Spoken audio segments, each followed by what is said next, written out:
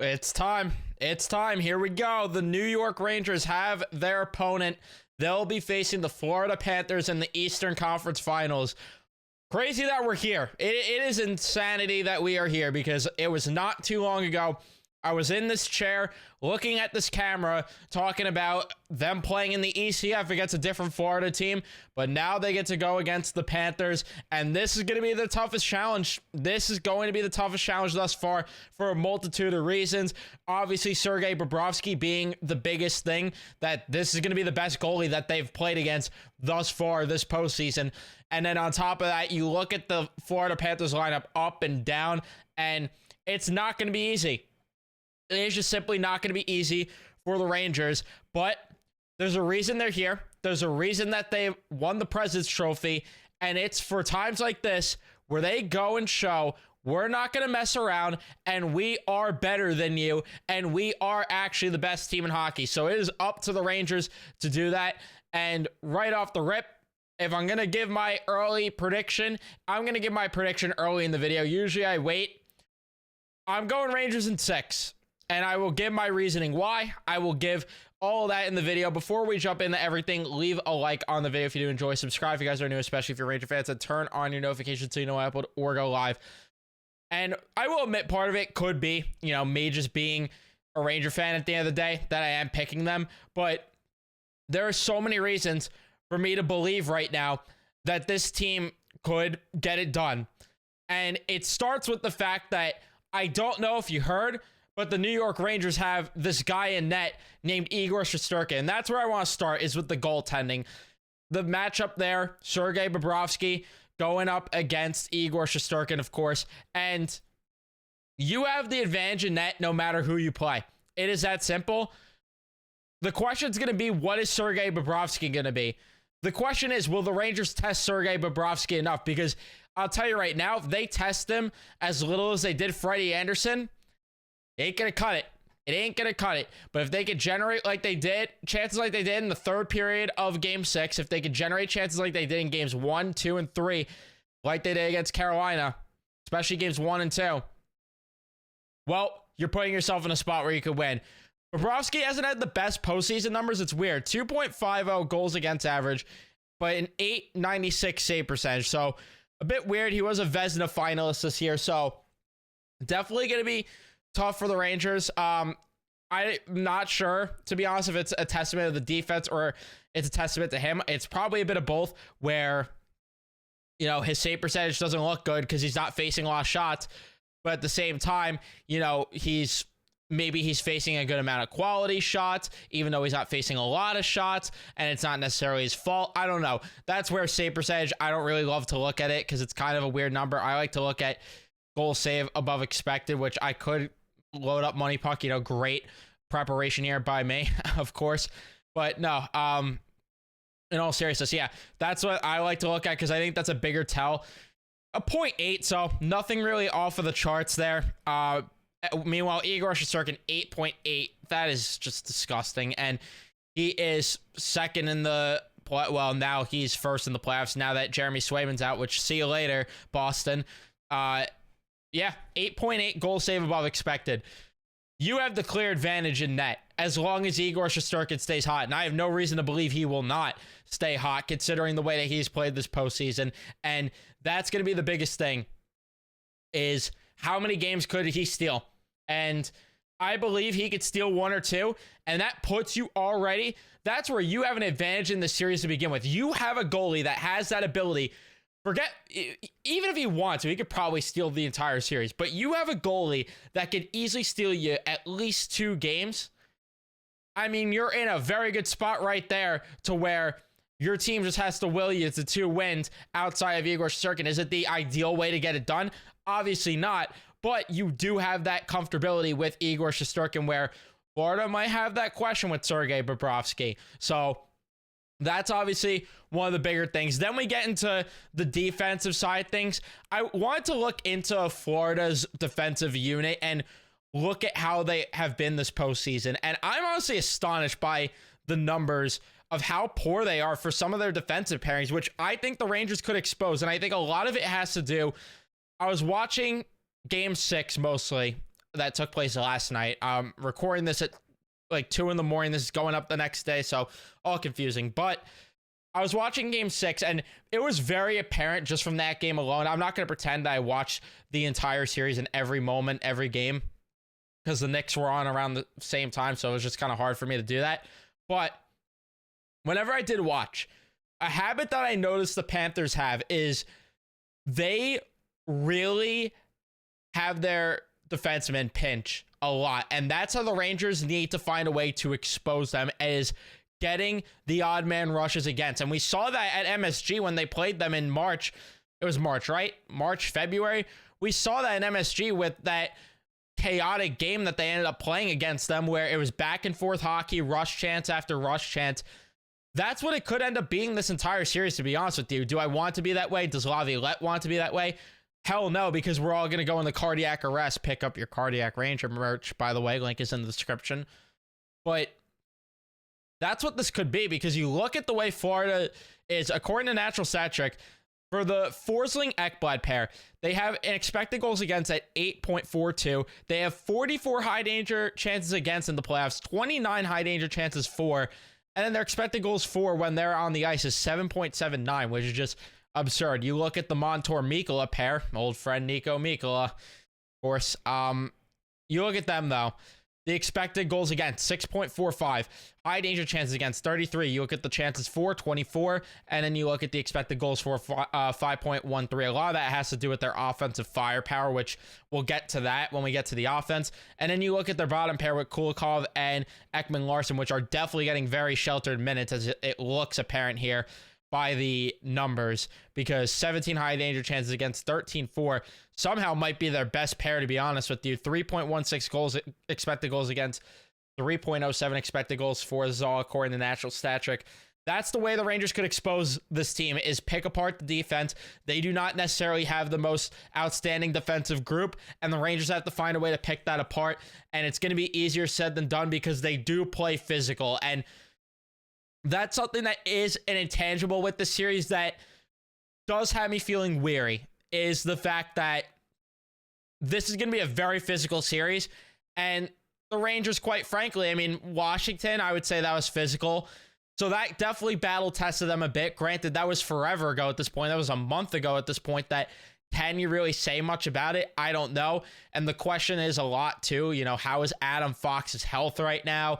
How is a guy like Mika's health after that hit to the ribs that he took from Brent Burns? But you have the 6 days of rest to take that to your advantage, which also, we found out the Rangers were dealing with some flu issue as well. So I'm glad they get the 6 days off here. Go heal up, go take some medicine, get over the flu, and let's get ready to roll at the Garden for game 1 on Wednesday, which, by the way, game 1 is on Wednesday, game 2 Friday, 3 Sunday, and then 4, I believe it's Tuesday. I don't know if there's a 2-day break in there. I'm hoping that there's not, but regardless, yeah, the defense is really how you could pick them apart, and that's how you're gonna have to. And the Rangers are gonna have to find a way, and this is where I also feel weary, because the Rangers have to find a way to outscore this unit of players Florida has is just unbelievable up front. Granted, the one thing I'll say that kind of just came to my mind as I was saying it, and I do want to look back at the series as a whole in general with this, because one thing that does suck to look back at it, because of the Florida-Boston series, Swayman, the hottest goalie, right, or I shouldn't say right now because they're out of the playoffs, but he was the hottest goalie going into that series, outside of maybe Igor. But they lost that first game 5-1. They picked them apart, though, the next 2 games. Scary. But the last 3, Boston found a way to really patent it down, and Swayman found a way to patent it down. I know that goal that he allowed late at the end of game 6 on Forsling was really, really bad. But you have the goalie. You have the goalie in Igor to really help you shut down this offensive firepower, and the Rangers have to find a way, and I think they do have better offensive weapons than Boston did, which is also a huge positive that came to my mind. But again, it is going to be hard to shut down that first line in particular. Reinhart, Barkov, Tarasenko. Of course, they have to face Tarasenko too, right? Because It always has to be that way against former Rangers. But that line, 21 high danger chances for, 20 high danger chances against. I don't know what line Laviolette's going to deploy out there. If it were up to me, and I'm obviously not the coach and I trust Laviolette more than myself, I would say it's best to throw the third line out there against them, because at the end of the day, that third line, I don't anticipate them getting the quality chances anyway, but they've played very steady in their own end. And this is all under the assumption Hedel is not going to play. And it's the same third line with Cooley, Wenberg, and Kakko. I think that line would match up very good against that line to help neutralize the threat there. Obviously, it only matters at home, which the Rangers do have to take home ice to their advantage too with the matchups that they could get here, because I'm telling you right now, when Florida sends over that Ekblad-Forsling pair, I hope Panarin is chomping at the bits to bury 10 against Sergei Bobrovsky, his friend. But that's neither here nor there. The point stands that I would probably trot out the third line against there if I was Laviolette, but at the end of the day, we'll see what happens. But that's just my opinion. You look at the second line they have, still ridiculous. Kachuk, Bennett, Verhaeghe. Surprising thing about it is that they have not generated a lot of high danger chances, as you would think, from that line that does have that kind of threat, but they do limit a lot of, what their opponent could do out there. They have 10 high danger chances for, 11 high danger chances against so far. This is all natural stat trick. Expected goals for at a 2.28. Expected goals against at a 2.11. So pretty much even there.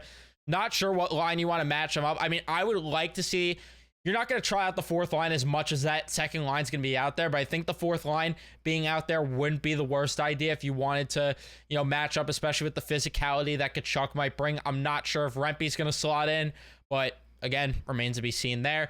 But I don't hate the idea of at least attempting to put the fourth line out there. It obviously depends on situations too. Like if you get a D-zone draw, throw Trocheck out there with VC and Goudreau, something like that. But you get the point. That second line, we'll see. Because if they find their offensive rhythm, that's going to be trouble for the Rangers. You look at the third line. This is the line that I think that Laviolette needs to have the second line go up against. And that is the Lundell, Luosterainen, Rodriguez line.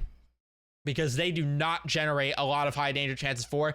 Might play in the Florida's game, though, because they don't allow a lot. They have 12 high danger chances against, and their expected goals against is at a 1.98. Might play into their game a bit, but I do like the idea that the Rangers' second line, not necessarily the best in their own end. You throw them out there against that third line, I think that they could spark some offense and make that line work. And I know that Lundell, Luosterainen, and Rodriguez are very good shutdown forwards, but I just don't hate the idea. This is all if it were up to me. At the end of the day, none of this is going to happen, and I'm not the coach.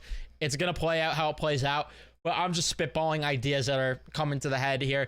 And then you look at the fourth line. They don't have a lot of time together because I think they were a new assembled line here of Lomberg, Stenglund, and Cousins, and I think they were newly assembled because of the fact that they had injuries and they had to trot Kyle Okposo out there, which if he plays, I'm sure that he's going to make me eat crow about how I said he was bad and washed and all of that. But at the end of the day,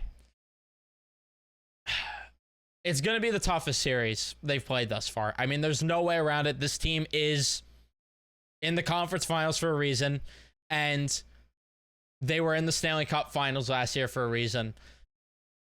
If the Rangers, as long as they could withstand the physicality and Igor continues to stand on his head, I don't see a reason the Rangers cannot win this series, because this is going to be a slower team than Carolina was, which I think does bode well for the Rangers because the speed of Carolina was killing them. Granted, I do think Florida's forecheck might cause a little more havoc for the Rangers. So as much as we raved about the first pass being important for the Rangers out of their own end, might be even more crucial here because Florida is going to forecheck. And like I said, they send the defensemen pinching like crazy. So the puck support is going to have to be on par for the Rangers as well. But as long as they can get the puck support going and Igor Shesterkin remains on fire, I think that there's no reason the Rangers can't win the series. Obviously easier said than done because there's a reason Florida is here and they're one of the best teams. That's why I think this goes 6 or 7 games at the end of the day. I'm going to pick the homer route and say the Rangers get it done in 6, but obviously if it goes the other way, I wouldn't be entirely shocked as well. But I just look at the way that Boston series went for Florida, at least the last 3 games, and think the Rangers have a chance if they are in those type of situations in games. And we know the comeback ability as well, which, again, Florida might be a better shutdown team, but we know the Rangers still have the comeback ability, and they did come back against Florida earlier in the year. So we'll see. We will see. I really am putting my full faith right now in how this series could go. And the other obvious thing, the Rangers cannot lay an egg like they did in Game 5, cannot lay an egg at any point like they did early in Game 6 as well. And that's why I like the 6 days off here, because this team has been notorious for thriving after some solid rest, and I don't see a way that it stops. I really do not see a way that it stops at all. But that is going to be it for me. Thank you guys so much for watching this preview here of the Rangers versus Florida Panthers series. If you guys did enjoy, leave a like on the video. Tell me in the comments, who do you have winning this series and how many games? I would love to hear from you guys. And don't forget to subscribe too. If you're a Ranger fan, even if you're a Panther fan, you want to be here, you know, when the Panthers potentially win. Hopefully, I shouldn't say when. I should say if they win, because hopefully we don't have to deal with that. If the Rangers could somehow just sweep their way to the cup, then I wouldn't complain. I don't expect it to be that way. I'm just saying for that. But anyway, subscribe if you guys are new. We're so close to 2.5k subs. I really would appreciate it. Turn on your notifications so you know when I upload or go live. Shout out to our members. Shout out to our amazing people who support the channel between that as well as super chats. I really do appreciate you guys. Thank you guys so much for tuning in and watching, and I will see you guys in the next one.